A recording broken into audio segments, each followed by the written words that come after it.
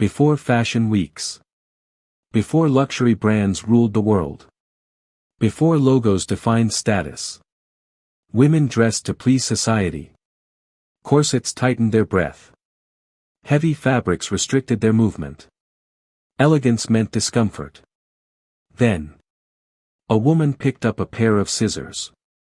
And quietly started a revolution. She didn't fight with speeches. She fought with fabric. Her name was Coco Chanel. She was born into hardship, not luxury. An orphan. Raised in an abbey. Where she learned to sew. Not as art. But as survival. No privilege. No connections. No guarantees. Just vision. And that vision would reshape how women moved, lived, and saw themselves. Chanel did something radical. She removed excess lace. Removed stiffness. Removed the cage. And replaced it with comfort. Movement. Freedom. She made clothing that allowed women to breathe.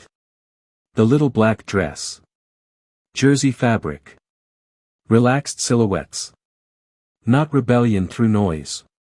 But through simplicity. Chanel believed something powerful. Fashion fades. Style remains. She wasn't chasing trends. She was shaping identity. She understood that style isn't decoration. It's communication. Without saying a word. A woman could walk into a room and say, "I know who I am." Before Chanel, fashion controlled women. After Chanel, women controlled fashion. She gave them trousers. She gave them freedom of movement. She gave them the confidence to take up space. Her designs didn't scream for attention.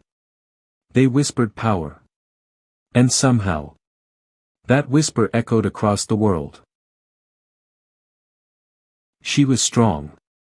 Private. Unapologetically different. She once said, "In order to be irreplaceable, one must be different."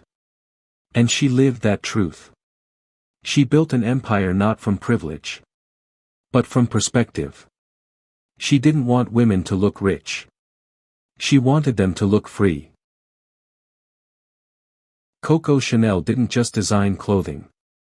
She redesigned the idea of elegance. She showed the world that true luxury isn't excess. It's confidence.